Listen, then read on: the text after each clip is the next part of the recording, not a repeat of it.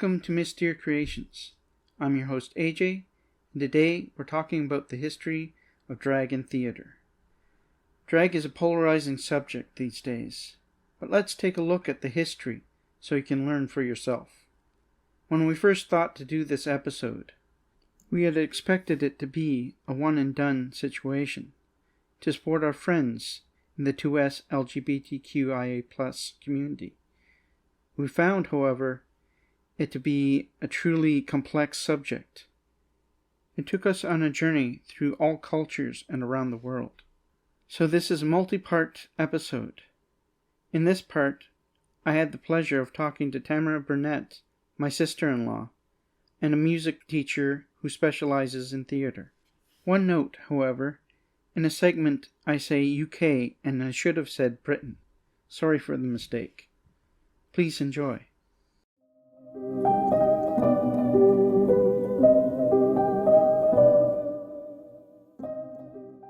Welcome, Tammy. Nice to have you on. Thank you. Can you tell us a little bit about yourself and what you do? I am a music and theater arts teacher. I have degrees in both music and theater, and I've been a teacher for 25 years. Wonderful. And today we're talking about drag in history from the theater aspect. Mhm. What's the earliest point that we can talk about towards that end?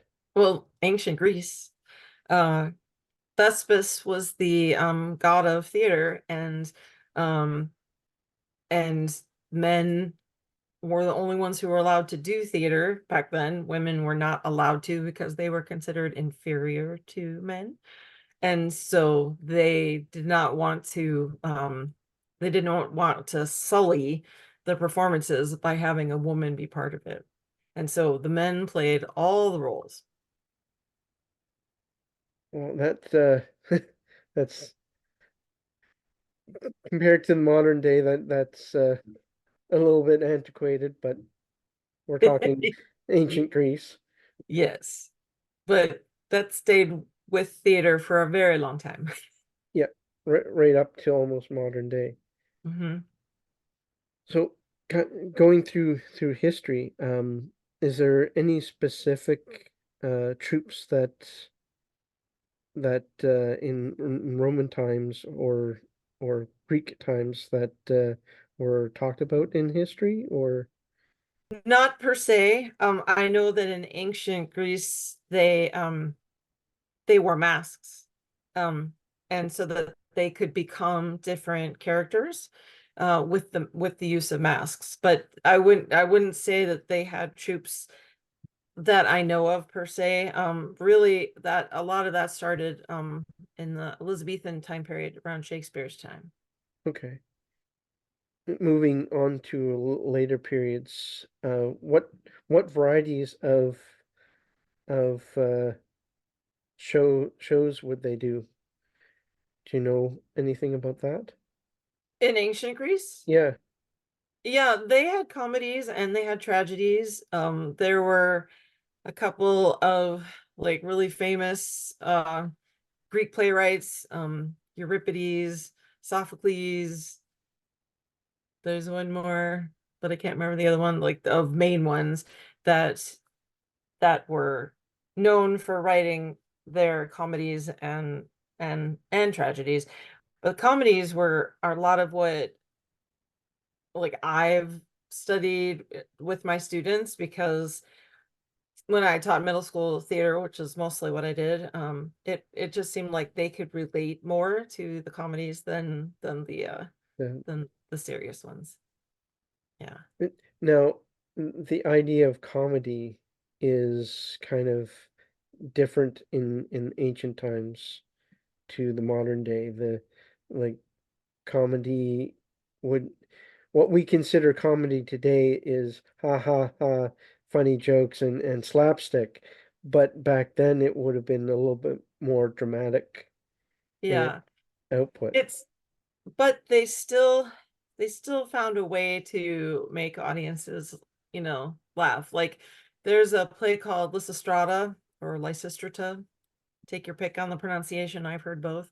But it's basically about a war that's going on, and the women are fed up with the men always being gone and always at war.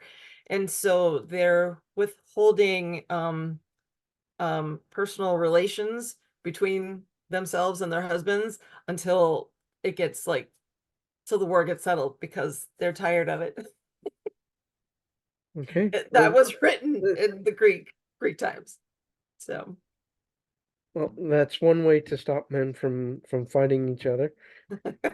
yeah. But then Um, you have like Oedipus, which is, everybody knows that Oedipus complex, being in love with your mother kind of thing. yeah. But that, was Oedipus. It's a really amazing story about a man who has a fatal flaw and what it does to his whole life, um, regardless. And he going for the truth, no matter what happens, he's always going for the truth, no matter what it does to him or to anybody around him. So, but again, these were all performed by men, even though like Oedipus's mother slash wife, her name is Jocasta, but it wasn't performed by a woman until, yeah, more modern days. Well, I would say probably 19, well, could be like 1800s into the 1900s. Yeah. Um, and what else through if we go away from European culture into the Asiatic area, kabuki is one. We were talking beforehand, and you said that originally it was women who performed kabuki. Can you tell us a little bit about that? Yeah, and I don't really necessarily know a lot about um that part of it because I didn't actually know that until recently. But they in around the apparently what the research that I was reading about was that women started kabuki theater, and kabuki theater is done also with masks in the tradition of the Greeks. And at some point in the 16th century, so the 1500s, men said, "Nope, you don't get to do it anymore. It's only for men." And then they took it over. And I did a little bit of kabuki work with some of my students, and I had not heard that. Like we did a lot of research on it about like how the stage is and how there's like a chorus and again, very similar to the Greek theater, but I had not heard about the women. Like I knew they weren't part of it, but I didn't know they started it, and then it was taken over by men. So I found that to be really interesting. Kind of want to Well, learn more about that. Um, I myself, I'd only heard that it was all men Mhm. until I think the 1960s. So, Yeah, and that's so starting in the 16th century up to that definitely was yeah, was all men. okay. Um, so when we're talking about the history of drag in modern day, we don't think of drag in the same way that they did back then because it was women weren't allowed in theater, so it was commonplace to see men dressed as women in theater because they weren't allowed. Correct. Um, so uh, for the people performing in the troops or in theater throughout, I the ideas of modern day, the discrimination of modern day doesn't it wasn't really as prevalent then as it is now. Or Because women were just not allowed to do anything. yeah, yeah, they weren't in it. So it was commonplace. So people were used to it, Mhm. and and and they just go and have fun. And looking up before coming on with you, I saw that in the Middle Ages in England, they had a tradition of men dressing in their wives' dresses and going to their Mhm. neighbors and singing and doing a thing for their neighbors. It was like Oh, uh, That's fun. kind of like a Mary Laird thing, but in drag. Yeah. Uh, Yeah. Well, in Shakespeare's time, again, women not allowed to be on stage, and young boys who hadn't grown beards yet were the ones who were tapped to play the women. And and you were talking about troops. This is when when troops. troops that I know of really became a thing, and that they would travel. Like Shakespeare's troop, it was called the Lord Chamberlain's Men. It had another name, it escapes me at the moment, but I think it was the King's Men, maybe. But that's my first knowledge, and it could be that I just don't have enough knowledge of before that time Yeah, as to whether or not there were, troops. But definitely in Shakespeare's time. That's when I know of, yeah. And I don't know if you ever saw the movie Shakespeare in Love. It's Gwyneth Paltrow and Joseph Fiennes. And Gwyneth Paltrow ends up like donning, costumes or pretending to be a young boy to be able to go on stage. And then there's this whole thing. This is a total made up story, but there's a whole aspect of it where, oh my gosh, she could get caught being on stage, acting as a woman, and then she will be, arrested. And so that's why women could be arrested for doing theater back then. But also back then, theater, like as amazing as we all know Shakespeare to be today, back then he was not like, being an actor was one of the lowest jobs you could possibly have in Elizabethan England. So it wasn't glamorous like it is now. Well, it's not all glamorous now, but it, it it's more glitz and glamour now because of yeah. we idolize our stars. Going into uh, the modern age, drag takes on a different aspect. Um, Yeah. But if you go back to the Elizabethan era, mm, excuse me, not Elizabethan, the Victorian era, so 1800s, when Queen Victoria was ruling. um that's where the word drag came from, was the theater of that time, because men who were dressed up as women were wearing super long flowy skirts, and they were extra long so that they dragged along the floor as they were performing. And that's kind of where that came from. It's kind of like in the time of Oscar Wilde. And so again, you still have women who are not allowed to be on stage. But the men who are now playing women in this, in the 1800s, are starting to, I think it's starting to look a little bit more like modern day. mm. Like, not exactly, because they, not that full makeup, that beautiful makeup that drag queens are, that they do. I love that. But that's definitely, I think, where the start of the more modern day drag came from. Now, what we're facing now is that in certain places of the world, they're not allowed to perform. That's horrible. It is horrible. Just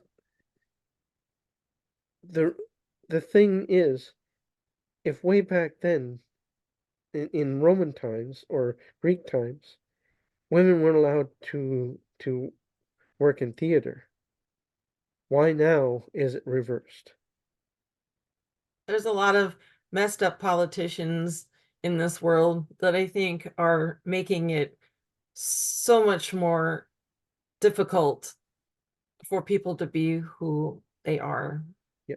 And it, unfortunately, it gets, it's like, becomes viral. Oh, well, that person could be damaging. They could be trying to make my child want to be like them. I'm like, it drives me crazy when I hear these kinds of stories, because it's ridiculous.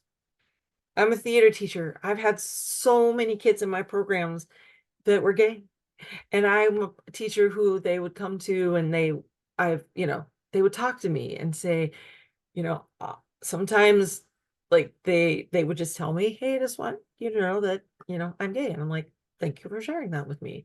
It helped me to be able to find some, if kids felt comfortable enough with me to tell me that, if it worked, to be able to find theater, like scene work that would maybe speak to them. I started buying more LGBTQ curriculum of plays and scene work to try to help make it even more welcoming to them than it was before. Well, what I love about theater is you're taking on part of a character. And in Mhm. playing that character, you can really put yourself into that.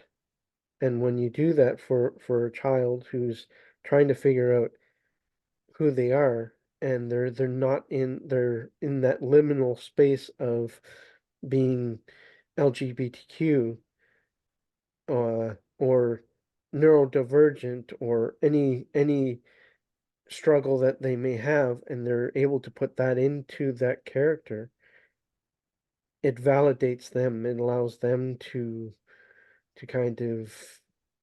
uh kind of find themselves in the part. Mhm.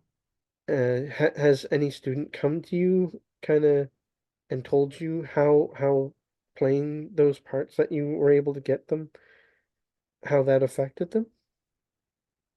Um, I don't think as much.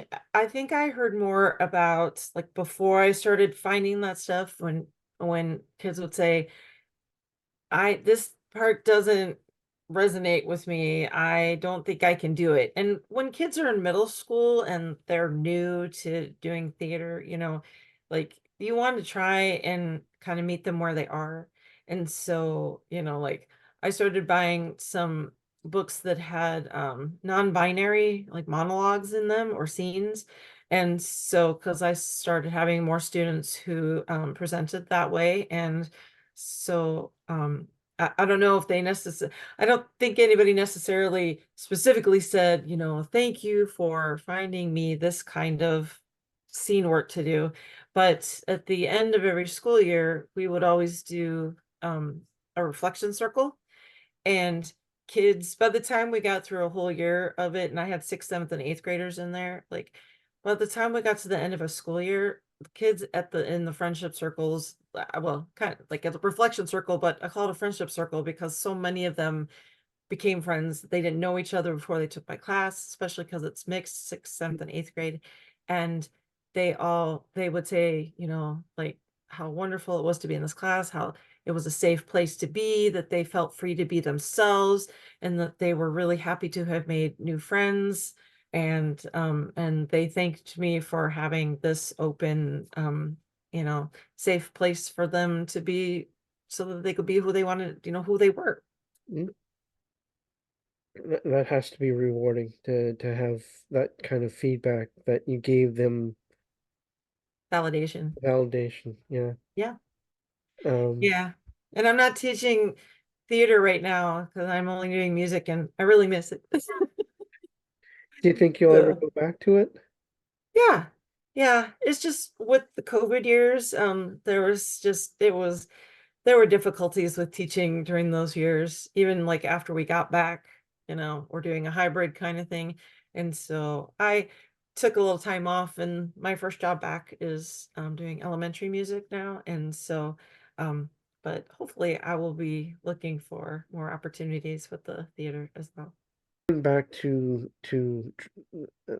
idea of drag in modern day, uh, from the Victorian times, there were more dedicated troops in that time period, weren't there?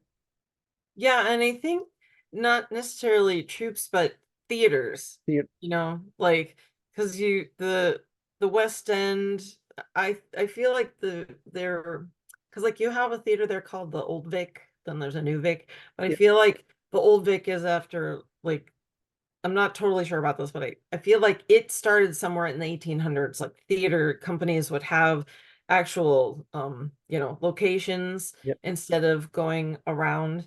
Um And I believe that the Old Vic is one of those. I'd have to go double check that, I but think it's 1860s, and I think it came in when they were building the Dunsmuir home, oh, and they built the theater to entertain the miners oh. that were traveling and the engineers that were building in that time. So I think that's where that came from.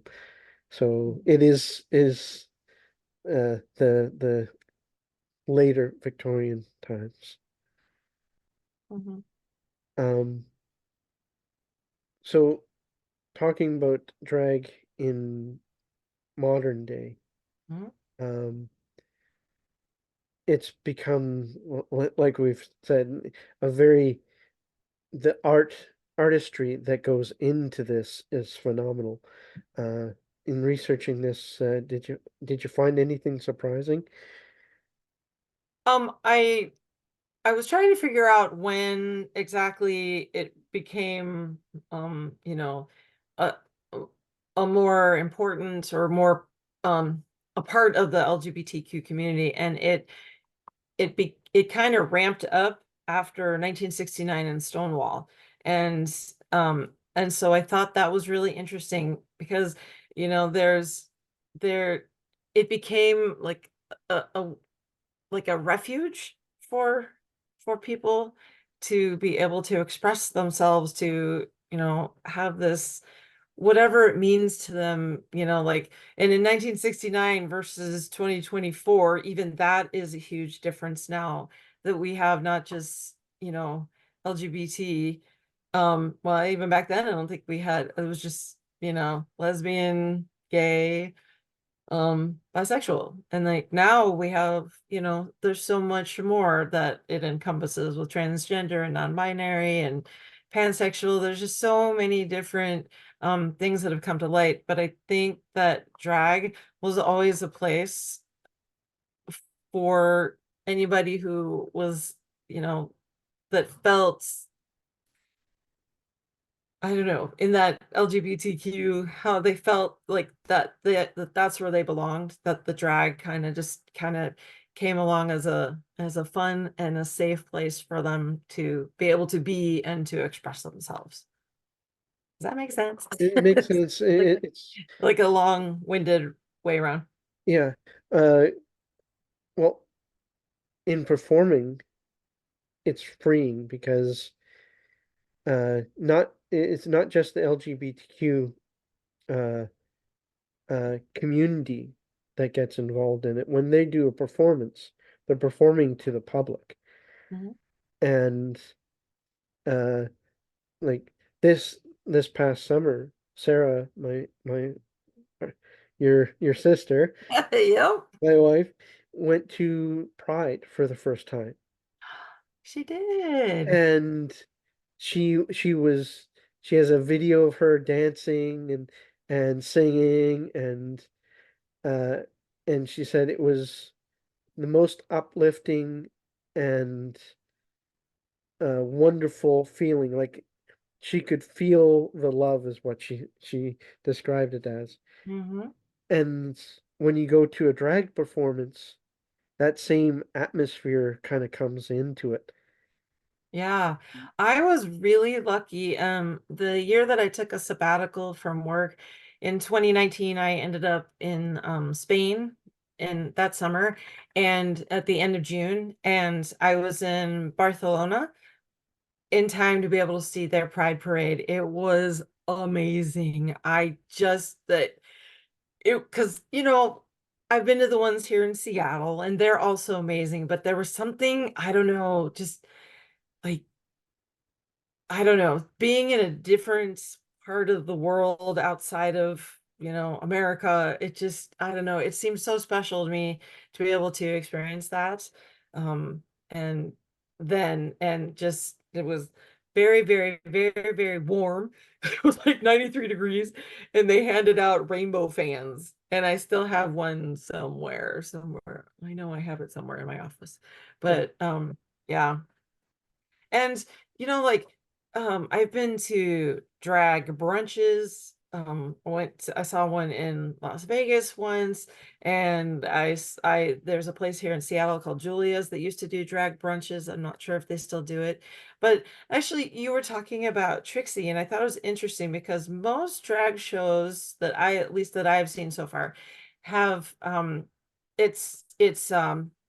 it's lip syncing. Like they're doing fabulous moves, they look fabulous, there's amazing costumes, and they're lip syncing to some really awesome song. Yeah, But you talked earlier about how this Trixie person was writing their own music, yeah, and it's interesting because in the past, like I have often thought, like, you know can drag move into live music where they actually perform, instead of lip syncing? Like I know the lip syncing is like a huge part of it, but yeah. as a music teacher, like I want to hear their voices, but There that's there are quite a few uh queer and trans uh performers out there that have not outed themselves yet. They haven't come out. here's the thing. Like straight people who are heterosexual do not have to announce to the world, I'm heterosexual, but people who are gay, somehow we've, as a society, have decided that we need to know if you are or are not gay. And I'm like, why? And why should it matter? Oh, I get up on my high horse sometimes because I can't stand it that other people want to make policy about other people when it's none of their business how they want to live, and True. how ah it just really bothers me a lot. Of course, you could talk about that with women's bodies and what's going on right now with that as well, but It's the same. that's not this Yeah. conversation. Well, uh, the women's suffrage. Mhm. Uh, there was actually men who dressed in women's clothing To and help support. women in support. Hmm. And in Germany before World War II, there was a nightclub that kind of that was the very far beginning of Pride. That was like Oh. when the Nazi took over Germany, they completely wiped out that movement. We have one Mm. book that kind of talks about them, Mhm. and it's like a few paragraphs in that book, and then they found archives of pictures and that of this time, and they did a documentary about it. Oh, wow. So Do you know the name of that? I I'd love to see that. I can't think of it. I'll talk to Sarah and get it, and I'll put it in the Okay. show notes for everyone to listen to. Um, in teaching kids drama, did you ever see when it clicked for someone learning a role where they found out something about themselves that they didn't know, or that it just something kind of blew their mind that I can be this? Um, that's a good question. I don't, I think because most of my theater was with middle school, Yeah, that I would say they didn't necessarily have those aha moments, as far as like being in some of the plays that I directed, the musicals, yeah, because the characters were not, um, they were right, not, they were what you would consider cisgender for the most part. Now, I can tell you that I've had a lot of girls, I will say girls because that's basically what it was back in the day, who played boys' roles because we never had enough boys in drama class, okay, you know? yeah, So, and even like the last musical that I directed, like the two main characters, it was supposed to be, it was written as a boy and a girl, and I didn't have a boy to play it, so it was two girls, and it was really cool because there was a and we didn't do this because it was during COVID time. It was like after COVID, but we were all still wearing masks. yeah, And and so there was a scene where the two leads were supposed to kiss, and the girls, they wanted to do it. They were both gay and they wanted to do it, but I'm like, we can't do that because of COVID protocols, so it's gonna be a hug. But they were open to, they thought it would be great to have, because it wasn't a girl playing a boy part anymore. It became a girl's part, Yeah, or, and so it changed some of the dynamics, I think, for the better. It was a good experience for those two. excellent. I Yeah. think exploring flipping the gender roles in plays, like having only girls play the male part and only boys playing the female part, Mhm. flipping that and doing a whole play that way would be an interesting way of exploring a new territory that way. Mhm. And basically that would be a complete drag show. Well, actually, it would be when I was in college, Mm. my best friend was in the Merchant of Venice up at Western, and the director, one of our acting teachers, she role reversed every single show, or every single character in the Merchant of Venice. So Shylock, who is the guy who wants his pound of flesh, his Yep. money from the character whose name I can't remember at the moment. I think Antonio. But when a lot of the traditional things, when they say pound of flesh, like usually like there's a shirt ripping open or something where the flesh is exposed, but it's usually a guy.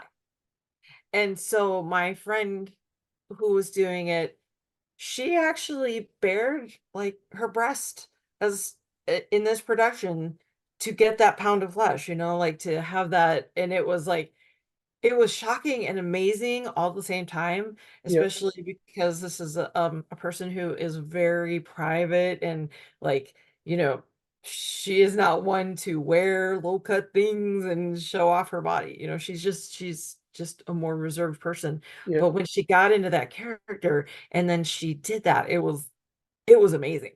Like, it was so crazy seeing it all roll reversed, and I really liked it. But that was back in the 90s, like the mid 90s. I would really like to know how she feels about that now. Oh, that's a I haven't talked to her about it in years. So, I, you know, yeah, that would be interesting to revisit that. But Yeah, I don't know. because I'm wondering if she feels that was a very liberating moment for her Hmm. Hmm. because Yeah. uh, it was part of the art of what she was doing, Hmm. but it was also exploring an aspect of life that she doesn't emulate Hmm. in her private life. Hmm. And when you step outside yourself in that way, it it's an odd aspect. It's like you're someone else for that moment. Hmm. Well, and that's kind of what you are anyway when you go on stage. Yeah, And that's what the drag queens, they become something else. And there's a there's a newer musical that I saw in London in 2019. It's called Everybody Loves Jamie, and they made it into a movie a few years later, and it's a wonderful story because it's at a school, and takes place at a school, and the teachers are talking to the kids about what they want to do when they get out of school, like as far as their occupation. And Jamie says, I want to be a drag queen. And the teacher's like, that's not a job. You can't be a drag queen as a occupation. And he's like, why not? And so it was so interesting because it also took place like in a town that was not used to having overt gay people. And like the at the like towards the end of the movie, there's a prom that goes on, and and that Jamie wants to wear a dress to prom, and they don't want to let him go dressed in a dress, like, because it's like they're like, no, men don't wear dresses. So it was a very moving story, and that basically I think really um told the story of how powerful drag is for some people. Yeah. Have you ever played a male role in drama? The the only time I did a male role was in an opera, but when I was in Hansel and Gretel, Yeah, because they have their in some operas they have what's called a pants part. yeah. And so it's sung by a mezzo soprano, but it's a male character. So like in Hansel and Gretel, I played Hansel. Okay. Um, but mostly all of my acting, I just played traditionally female roles. Yeah. Did you find that one where you're playing it's a male role, but you're singing in soprano, so it's Right. kind of a higher octave? Yeah, but it's a mezzo soprano, so that's the lower of the sopranos, Well, right? Or, like an alto can also do it, but usually there's some notes that are up higher for the mezzos. Um, and yeah, I wore because we did like traditional like lederhosen kind of stuff.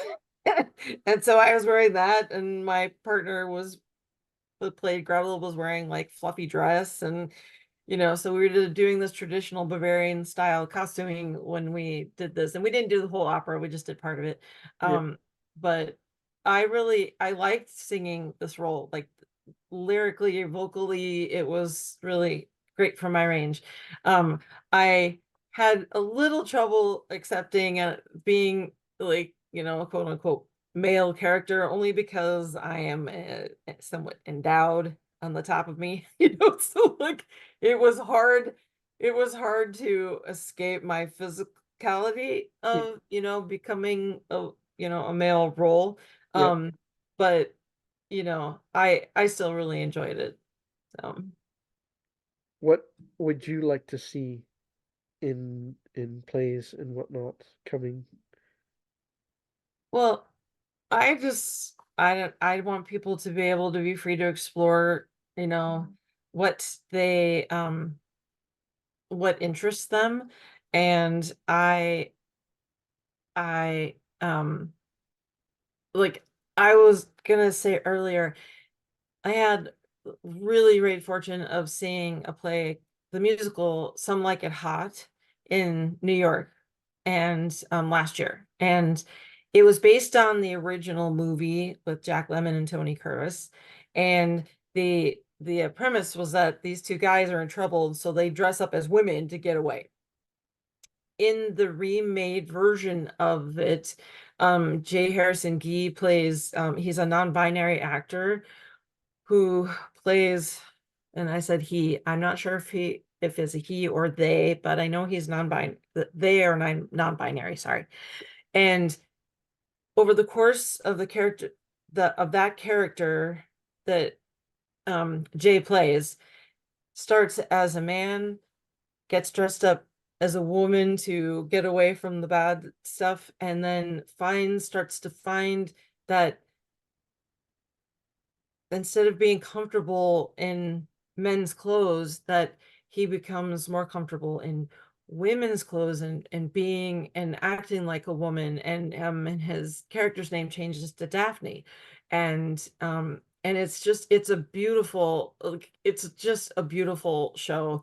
And if Kimberly Kimbo hadn't won for best play that year, Some Like It Hot should have won, but I saw both and they were both great. But it's a beautiful show. And at the very end, like Jay's character, who's dressed up as a woman, this other fella basically says, I want to be with you. And Daphne says, no, you don't know who I really am. And this other guy, I can't remember the character's name, sorry, but basically says, no, you are perfect the way you are for me. And so it is like, it was just a beautiful, beautiful story on how they did it. Plus the music was fantastic, and so was the tap dancing.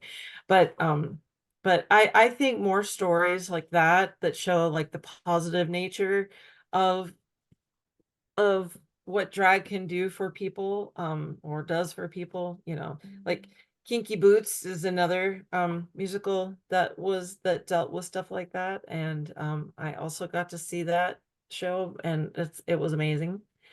And I just, just more stories that can be and I suppose I would say then more LGBTQ stories, that if drag is part of the story, that it is becomes more like accepted to be able to see these stories presented, like on stage or in movies, um things like that.